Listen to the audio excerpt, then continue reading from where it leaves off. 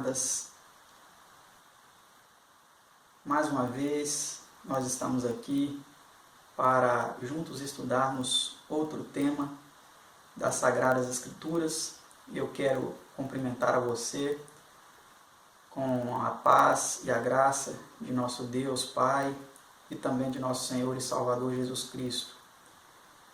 Antes de iniciarmos o nosso estudo de hoje, eu convido a você que se prostre ajoelhado juntamente comigo para rendermos assim adoração e submissão a nosso Deus antes de estudarmos esse tema das Sagradas Escrituras e podemos então assim suplicar a Ele a iluminação de seu Espírito para compreendermos mais este tema. Vamos orar então.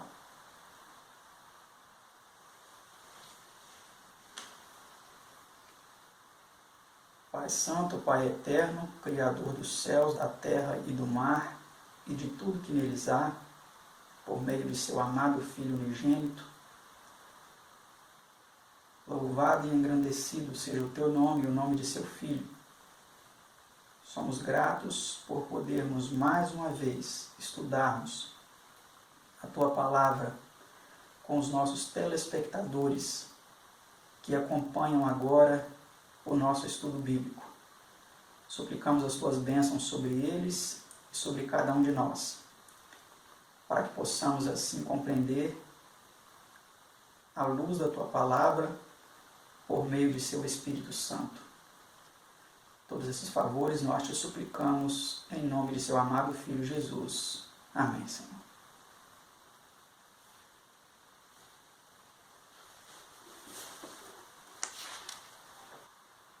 Nosso estudo de hoje, o 8º estudo, tem como título A Queda e a Redenção do Homem. É um estudo composto de 21 perguntas e respostas, e a primeira delas vem dizendo o seguinte: que se declara ser o pecado? Veja o que diz a palavra de Deus. Todo aquele que comete pecado quebra também a lei. E pecado é o quebrantamento da lei. 1 São João 3, versículo 4, na versão trinitária. Então, como vimos aqui, o pecado é a transgressão da lei de Deus, dos 10 mandamentos, né? Vamos para a pergunta 2. O que precede a manifestação do pecado? Antes do pecado, o que acontece? O que precede a manifestação do pecado? Veja o que diz a palavra de Deus. Depois, havendo a concupiscência concebido, dá à luz o pecado. Tiago 1, versículo 15, primeira parte. Então, antes do pecado vem a concupiscência. Se você tiver a curiosidade de pegar um dicionário, vai perceber que a palavra concupiscência significa desejo. Então, antes do pecado vem o desejo pecaminoso. Se você o alimenta e o leva até a sua concretização, então você peca. É possível também pecar em pensamento, se você der asas à sua imaginação e continuar pensando aquilo que muitas vezes é proposto pelas hostes das trevas em nossa mente. Então, assim também estaremos pecando em pensamento. Vamos para a pergunta 3. Qual é o resultado final ou fruto do pecado? Veja a resposta na palavra de Deus. Veja o que diz as Sagradas Escrituras. Diz assim: o pecado sendo consumado gera a morte. Tiago 1, versículo 15, última parte. E o outro texto diz: o salário do pecado é a morte. Romanos 6, versículo 23. Então, este é o resultado final do pecado, né? A morte. Vamos para a pergunta 4.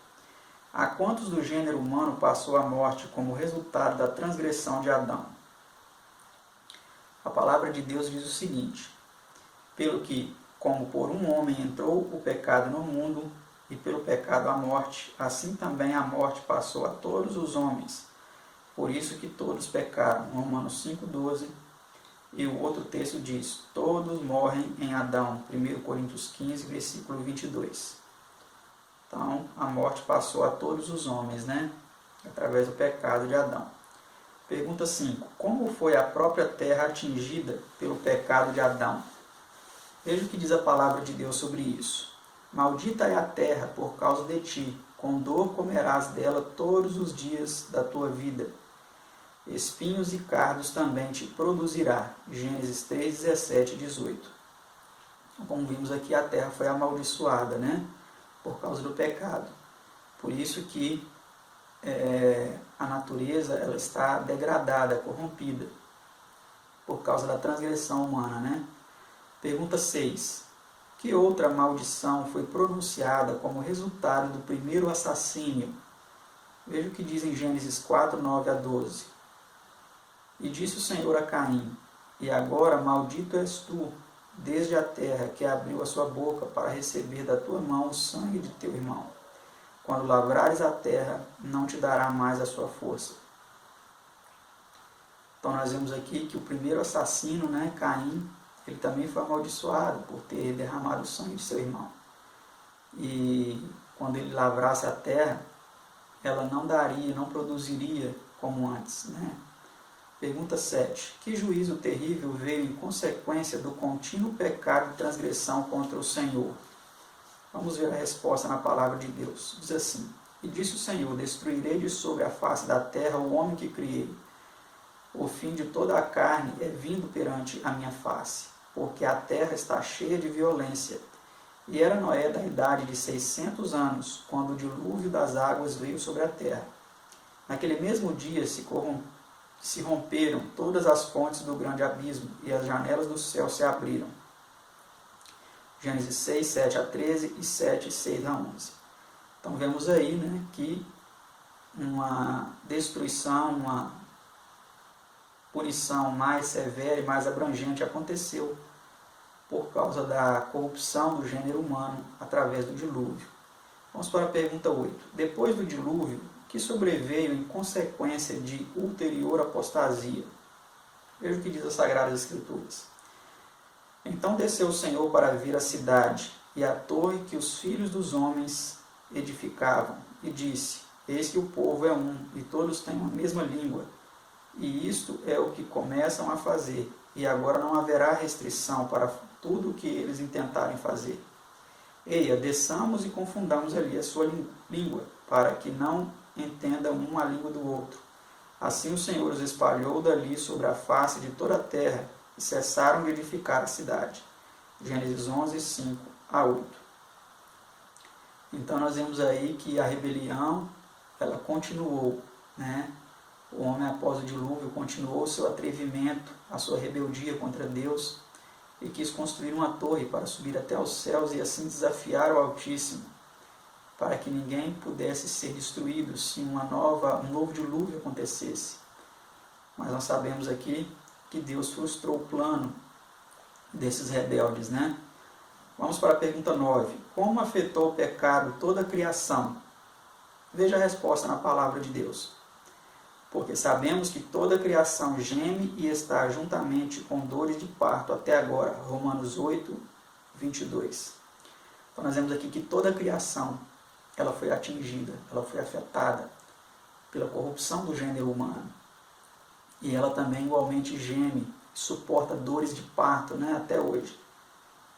Vamos para a pergunta 10. Que explica a aparente demora de Deus para tratar com o pecado?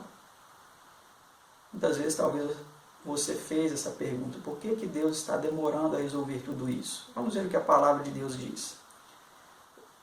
O Senhor não retarda a sua promessa, ainda que alguns a têm por tardia, mas é longânimo para convosco, não querendo que alguns se percam, senão que todos venham a arrepender-se. Segundo Pedro 3, versículo 9.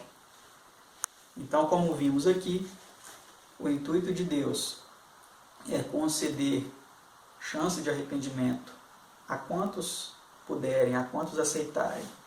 Ele é longânimo, ele não quer que ninguém pereça, mas ele quer que as pessoas se arrependam. Por isso que ele tem retardado sua volta. Vamos para a pergunta de número 11. Qual é a atitude de Deus para com o pecador?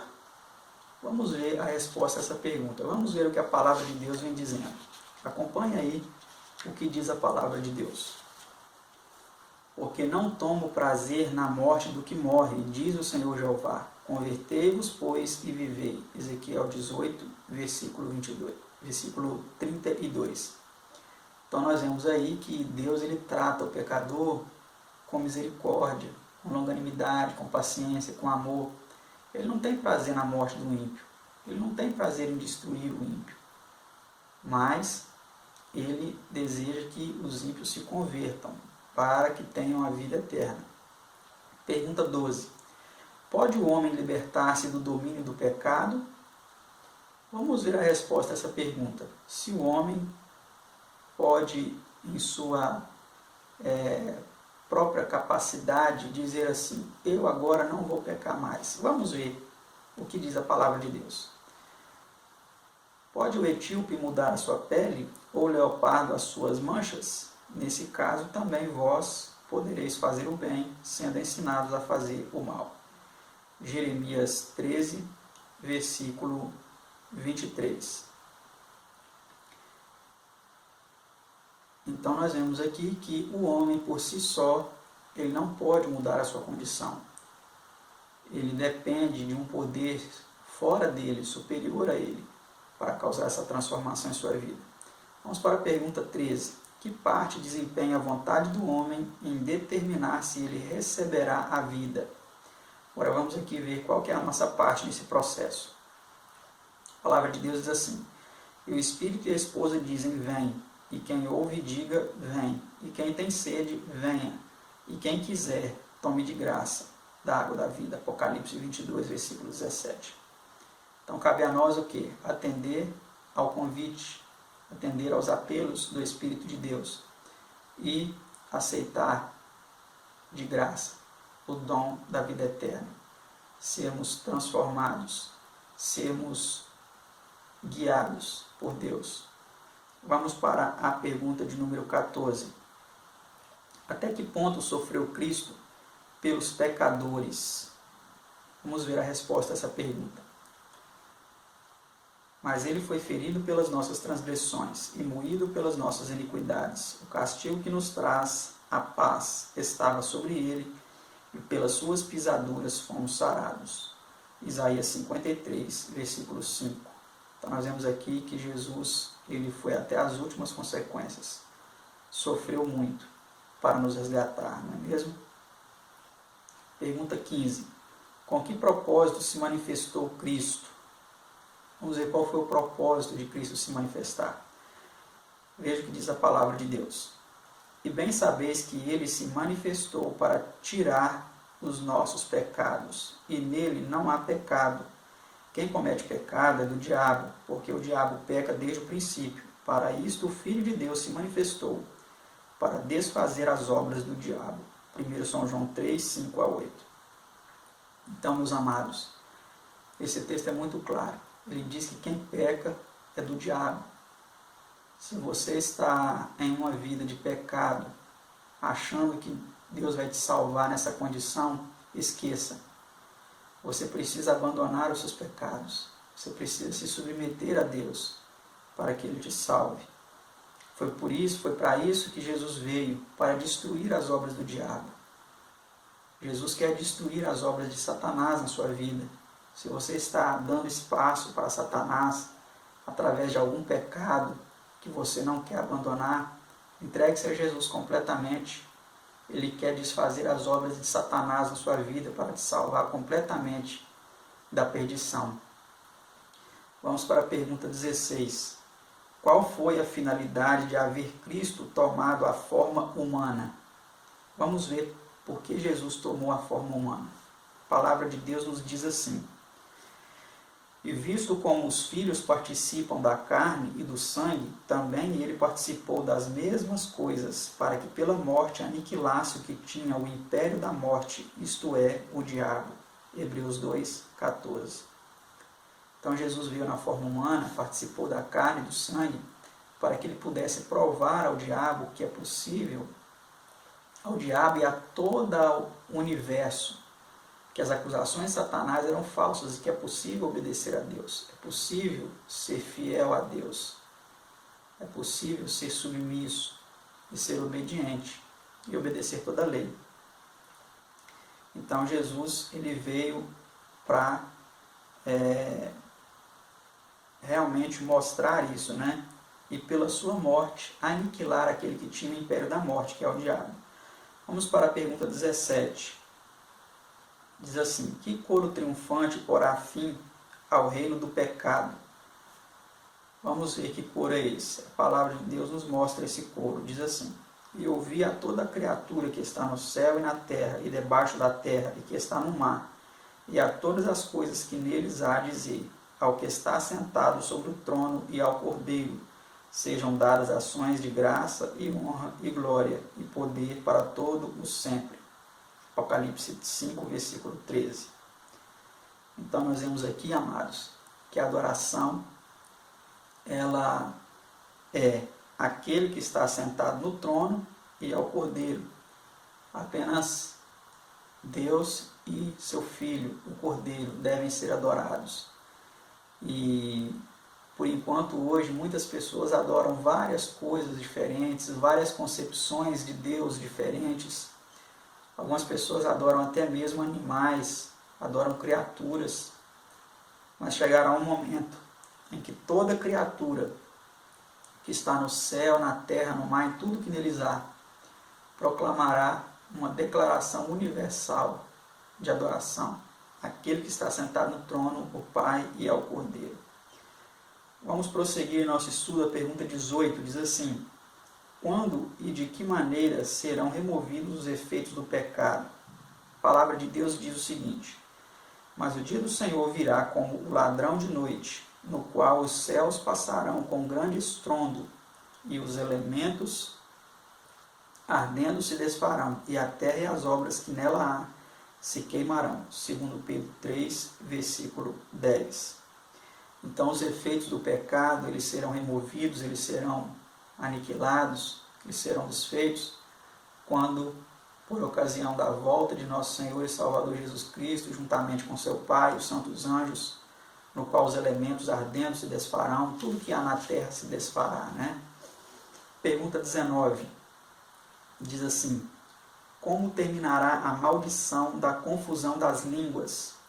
Aquela maldição que fez com que todos os povos se dividissem, né, em línguas diferentes. Vamos ver como terminará essa maldição. A palavra de Deus diz assim: nesse tempo darei aos povos uma língua pura, para que todos invoquem o nome de Jeová, a fim de os servirem de um só acordo. Sofonias 3, versículo 9, versão brasileira.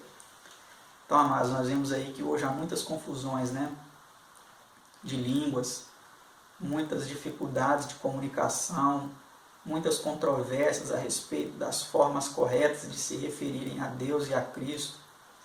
E muitas pessoas entram até em contendas em relação a isso. Mas a promessa da palavra de Deus é que vai chegar um momento em que todos terão uma língua pura, uma língua única, e vão prestar uma adoração única, perfeita, né, em comum acordo, a fim de servirem de um só acordo, né, falando em Sofonias 3, versículo 9, né, na versão brasileira, para adorarem assim, então, ao nosso eterno Criador e seu amado Filho unigênito.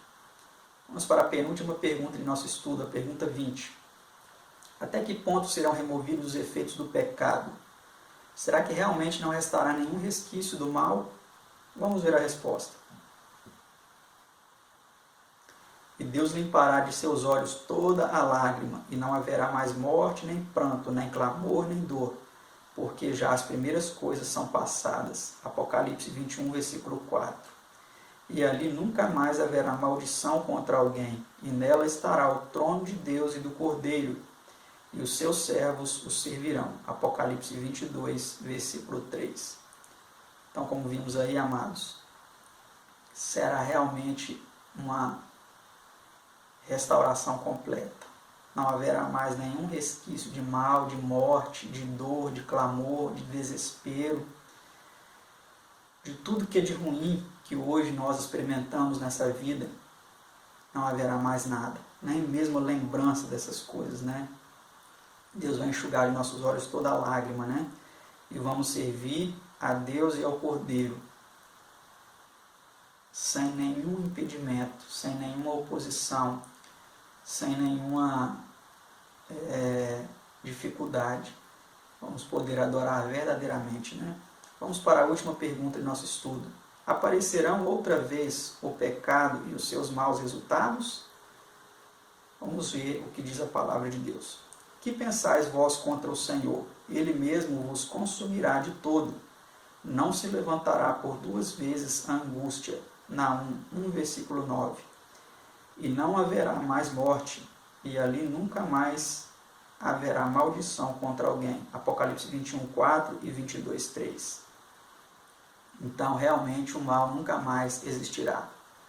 Todos os seres redimidos e resgatados saberão quais são as consequências do pecado. Até mesmo os mundos não caídos saberão, porque acompanham a nossa história e saberão, juntamente com os resgatados, que não vale a pena se rebelar contra Deus. O mal jamais se levantará por duas vezes. Vamos para esta última nota em nosso estudo que diz assim: ninguém pode pôr em dúvida a existência do pecado. O ser ele permitido tem perturbado muitas mentes, mas aquele que pode das trevas tirar luz, de acordo com 2 Coríntios 4, versículo 6, a cólera do homem tornar em louvor, de acordo com Salmos 76, 10, transformar a maldição em bênção, conforme Deuteronômio 23, 5, pode do mal tirar bem e fazer de erros e quedas degraus que conduzam a terreno mais elevado. O céu será mais feliz depois das dores deste mundo. As dores relembradas aumentam a alegria presente, diz Roberto Pollock, em O Curso do Tempo, página 29.